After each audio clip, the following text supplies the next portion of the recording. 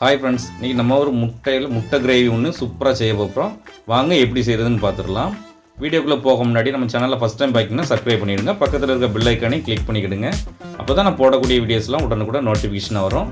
வாங்க வீடியோக்குள்ளே போகலாம். ஒரு மிக்ஸி ஜாரில் கொஞ்சமாக பீட்ரூட்டை தோல் சீவி வெட்டி வச்சுருக்கேன், அதை போட்டுக்கலாம். இதை இப்போ அரைச்சி எடுத்துக்கலாம். இப்போ அரைச்சி எடுத்துட்டோம். இப்போ ஒரு பாத்திரத்தில் அரைச்ச பீட்ரூட்டு சேர்த்துருவோம். தண்ணி சேர்த்துப்போம்.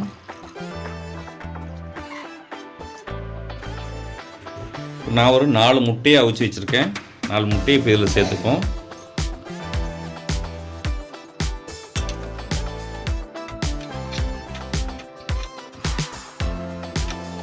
இது கொஞ்சம் இந்த பீட்ரூட்டு சாயத்தில் கொஞ்சம் ஊறட்டு. இப்போ மிக்ஸி ஜாரில் நான் ஒரு துண்டு இஞ்சி தோல் சீவி இப்படி வெட்டி வச்சுருக்கேன், அதை இதில் சேர்த்துப்போம்.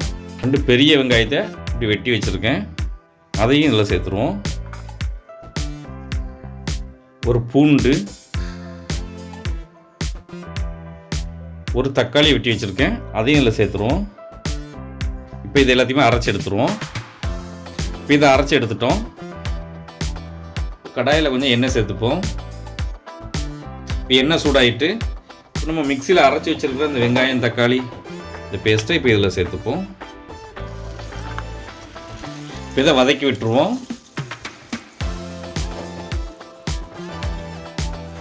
இப்போ ஒரு 1/4 ஸ்பூன் மஞ்சள் தூள் சேர்த்துப்போம். 1/4 ஸ்பூன் கரம் மசாலா, 1 ஸ்பூன் மல்லித்தூள்,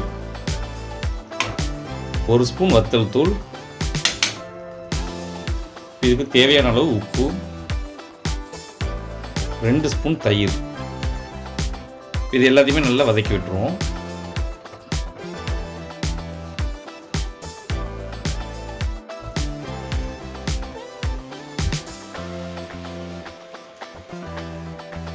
முட்டையை வெட்டியாச்சு.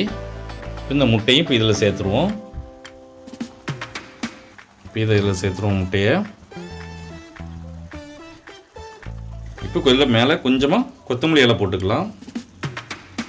இப்போ நம்மளுடைய சுவையான முட்டை கிரேவி ஒன்று ரெடி ஆகிட்டு ரொம்பவே டேஸ்ட்டாக இருக்கும். நீங்களும் ஒரு ட்ரிப் வீட்டில் ட்ரை பண்ணி பாருங்கள். எப்படி இருந்துச்சுன்னு கமெண்ட்டில் சொல்லுங்கள். இந்த வீடியோ பிடிச்சிருந்தால் லைக் பண்ணுங்கள், உங்கள் ஃப்ரெண்ட்ஸ் அண்ட் ஃபேமிலிக்கு ஷேர் பண்ணுங்கள். இதை போல் நிறைய வீடியோஸ் பார்க்க மறக்காமல் நம்ம சேனலுக்கு சப்ஸ்கிரைப் பண்ணிவிடுங்க.